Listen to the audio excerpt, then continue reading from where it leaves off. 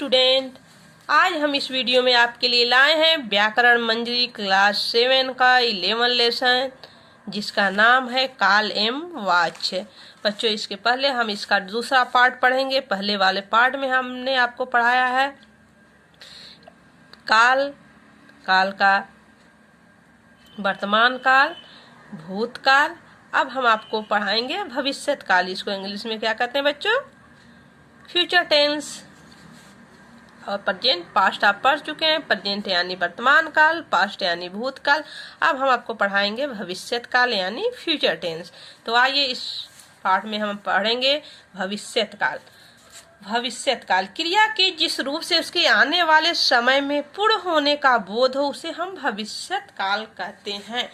जैसे एग्जाम्पल बच्चों, मैं विद्यालय जाऊंगा, कल मेरे चाचा जी आएंगे। यानी भविष्यत काल किसको कहते हैं बच्चों? जो आने वाले समय का बोध कराए, यानी कि आगे भविष्य में क्या होगा उसका जो जिसमें बोध हो, उसे हम भविष्यत काल कहते हैं।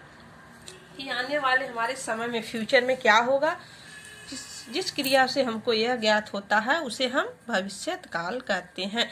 जैसे मैं कल विद्यालय जाऊंगा, कल मेरे चाचा जी आएंगे। यानी कन्फर्म नहीं है, आएंगे कल विद्यालय, शायद मैं जाऊंगा, कन्फर्म नहीं है। उपयुक्त वाक्यों में जाऊंगा तथा आएंगे शब्दों से आने वाले शब्द में कार्य पूर्ण होने का बोध हो रहा है, अतः यह भविष्यत काल की क्रियाएं हैं। काल तो पूर्ण होगा, लेकिन भविष्य में कल कन्फर्म नहीं है। भविष्यत काल के दो भेद होते हैं, सामान्य भविष्य काल, संभाव्य भविष्य काल। सामान्य भविष्यत काल किसको कहते हैं? जिसको सिंपल फ्यूचर टेंस कहते हैं, से फ्यूचर इंडेफिनिट टेंस जिसको कहते हैं। क्रिया के जिस रूप से उसका आने वाले समय में सामान्य रूप से पूर्ण होना पाया जाता है, उसे सामान्य भविष्यत काल कहते हैं। जैसे दादाजी अखबार पढ़ेंगे, गीता गाना गाएगी। तो उपयुक्त वाक्य में पढ़ेंगे तथा गाएगी क्रियाओं से स्पष्ट हो रहा है कि ये क्रियाएं सामान्य रूप से आने वाले समय में पूर्ण होंगी, अतः यह सामान्य भविष्य काल की क्रियाएं हैं। नेक्स्ट है बच्चों, यानी इसमें यह है कि आने वाले भविष्य में ये काल पूर्ण होंगी, तो यह सामान्य भविष्यत काल है। नेक्स्ट है बच्चों संभाव्य भविष्यत काल। क्रिया के जिस रूप से यह पता चलता है कि कार्य में आने वाले समय पूर्ण होने की संभावना, ये नहीं कि होगी, पूर्ण होने की संभावना है, कन्फर्म नहीं है बच्चों, उसे संभाव्य भविष्यत काल कहते हैं। शायद आज वर्षा हो, शायद आज मेरे मामा जी आए, शायद आज हम स्कूल जाएं, संभव है मेरे दादाजी आए। यानी बच्चों की कन्फर्म नहीं है, शायद हो सकता है ये काम हो जाए, तो उसको हम संभाव्य भविष्यत काल कहते हैं। यानी कोई निश्चित नहीं है। फिर नेक्स्ट है बच्चों, उपयुक्त वाक्यों में हो तथा आय क्रियाओं से कार्य के होने का निश्चित रूप से बोध नहीं हो रहा है, केवल उनके होने की संभावना प्रकट हो रही है, अतः यह संभाव्य भविष्यत काल है। तो यहाँ बच्चों आप लोगों का जो टेंस है या काल है, प्रेजेंट, पास्ट, फ्यूचर यानी वर्तमान, भूत, भविष्य, वो खत्म होता। अब हम नेक्स्ट पढ़ेंगे बच्चों वाच्य। तो अब हम पढ़ेंगे वाच्य होता क्या है। देखिए बच्चों, क्रिया के जिस रूप से यह पता चले कि वाक्य में कर्ता, कर्म या भाव में से किसकी प्रधानता है, उससे वाच्य कहलाता है। वाच्य में किसकी प्रधानता है बच्चों? कर्ता की, कर्म की, भाव। तो जिसकी प्रधानता होती है बच्चों, वह वाच्य होता है। तो यहाँ देखिए बच्चों, राम पुस्तक पढ़ता है। राम से पुस्तक पढ़ी जाती है, बच्चों से रोया जाता है, बच्चे से रोया जाता है। इसमें बच्चों राम पुस्तक पढ़ता है, तो इसमें किसकी प्रधानता है? कर्ता की, यानी सब्जेक्ट की। यानी राम से पुस्तक पढ़ी जाती है, यानी इसमें किसकी प्रधानता? कर्म की, यानी पुस्तक की, जिसको ऑब्जेक्ट कहते हैं। बच्चों से रोया जाता है, बच्चे से रोया जाता है, इसमें किसकी प्रधानता है बच्चों? भाव की। रोना क्या है? भाव है, इमोशन, तो इसमें भाव की प्रधानता होती है। तो यह क्या है? यह है, इसमें कर्ता की प्रधानता है तो कृतवाच्य है, इसमें कर्म की प्रधानता है तो ये है क्या है, कर्मवाच्य है, इसमें भाव की प्रधानता है तो इसे यह भाववाच्य है। नेक्स्ट देखते हैं बच्चों क्या है, कर्ता कर्म तथा भाव के आधार पर वाच्य के 3 भेद होते हैं। नंबर 1 कृतवाच्य, नंबर 2 कर्मवाच्य, नंबर 3 भाववाच्य। तो कृतवाच्य में देखते हैं क्या होता है बच्चों। कृतवाच्य, जैसा कि हमने कहा कृतवाच्य में कर्ता की प्रधानता होती है, तो वह यही है जब वाक्य में क्रिया का लिंग, वचन व पुरुष कर्ता के अनुसार होता है। क्रिया का लिंग बच्चों, वचन, पुरुष कर्ता के अनुसार होता है तो उसे हम कृतवाच्य कहते हैं। जैसे राधा गीत गाती है, इसमें किसकी प्रधानता है, राधा की। राधा गीत गाती है, क्रिया किसके अनुसार चल रहा है, राधा के अनुसार चल रहा है। यही एग्जाम्पल में बच्चों यहाँ यही दिया है ना, जब क्रिया माने आप जानते हैं ये किसी कार्य का होना जब पाया जाता है बोध हो, उससे हम क्रिया कहते हैं। तो क्रिया यहाँ कौन सा है, गाना गाने की क्रिया हो रही है। तो गाना जो गाती है राधा, गाना गाने का काम किसके द्वारा हो रहा है, सीधे राधा के द्वारा हो रहा है बच्चों ना।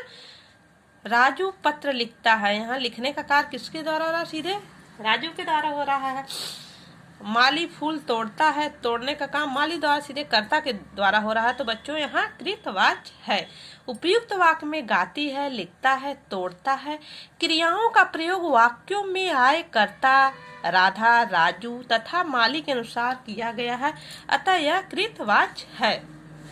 तो इतना समझ में आ गया बच्चों कृतवाच्य क्या होता है। इसमें कर्ता की प्रधानता होती है, क्रिया का हर कार्य कर्ता के अनुसार होता है तो उसे हम कृतवाच्य कहते हैं।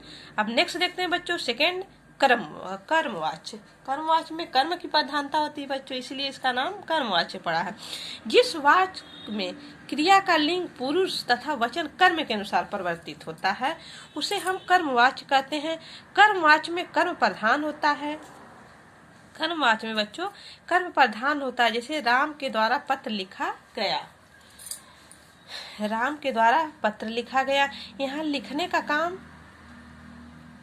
राम के द्वारा पत्र लिखा गया। राम के द्वारा, माँ के द्वारा खाना पकाया गया, माँ के द्वारा खाना पकाया था। गायिका के द्वारा गीत गाए गए। जिस वाच्य में क्रिया का लिंग पुरुष वचन कर्म के अनुसार परिवर्तित होता है उसे कर्मवाच्य कहते हैं। इस कर्मवाच्य में कर्म की प्रधानता होती है। यानी बच्चों पत्र का लिखा गया किसके द्वारा, राम के द्वारा, लेकिन प्रधानता इसमें पत्र की है, कर्म की है। माँ के द्वारा खाना पकाया जाता है तो इसमें किसकी प्रधानता है, कर्म की, खाना का। गायिका के द्वारा गीत गाए जाते हैं तो गीत किसके द्वारा गाए जाते हैं, गायिका के द्वारा, इसमें गीत की प्रधानता यानी कर्म की प्रधानता है। वो उपयुक्त वाक्यों में लिखा गया, पकाया जाए, गाए जाते, क्रियाओं का प्रयोग कर्म में वाच्य में आए कर्म यानी पत्र, खाना और गीत के अनुसार हुआ। यही बात हमने आपसे कहा है, तो यहाँ कर्मवाच्य है। नेक्स्ट है बच्चों भाववाच्य। जब जो वाक्य होता है बच्चों उसमें क्रिया का लिंग वचन तथा पुरुष कर्ता कर्म के अनुसार न होकर, इसमें कर्ता और कर्म के न होकर भाव के अनुसार होता है तो उसे हम भाववाच्य कहते हैं। भाववाच्य में भाव की प्रधानता होती है, इसमें कर्म नहीं होता है। इसमें सब्जेक्ट तो होता है बच्चों कर्म वाले। तो एग्जाम्पल देखते हैं, जैसे शिप्रा से हंसा जाता है, शिप्रा से हंसा, तो इसमें किसकी प्रधानता है बच्चों, हंसना, भाववाच्य की। बच्चे से सोया नहीं जाता, इसमें सोने की प्रधानता है। वृद्ध व्यक्ति से चला नहीं जाता, उपयुक्त वाक्य में हंसा जाता है, सोया जाता है, चला नहीं जाता, अकर्मक क्रिया है, अतः यह भाव प्रधान भाववाच्य है। नोट ध्यान दीजिए, यहाँ कुछ नोट करने को बातें हैं बच्चों, इसको ध्यान दीजिए। कृतवाच्य सकर्मक तथा अकर्मक दोनों प्रकार के हो सकते हैं। कृतवाच्य कर्मवाच्य एवं भाववाच्य दोनों में बदले जा सकते हैं। भाववाच्य वाक्यों में कर्म नहीं होता। कृतवाच्य में कर्मवाच्य या भाववाच्य वाच्य बनाते समय कर्ता से या द्वारा जोड़ दिया जाता है। कृतवाच्य को कर्मवाच्य में किस प्रकार बनाए जाते हैं, देखिए पिताजी अखबार पढ़ते हैं, इसमें कर्म की प्रधानता, इसे कर्मवाच्य में बनाना। पिताजी से अखबार पढ़ा नहीं जाता। माँ टीवी देखती है, माँ द्वारा टीवी देखा जाता है। कृतवाच्य रमा हंसती है, रमा से हंसा नहीं जाता, इसको भाववाच्य में बदल लें। घोड़े भागते हैं, घोड़ों से द्वारा भागा जाता है। तो बच्चों इस प्रकार कृतवाच्य से भाववाच्य, कृतवाच्य से कर्मवाच्य में बदलते हैं, चेंज करते हैं इसको। तो आज का वीडियो यहीं समाप्त होता है और नेक्स्ट वीडियो में आपको हम पढ़ाएंगे बच्चों, इसका अभ्यासकार कराएंगे। तो थैंक यू, धन्यवाद।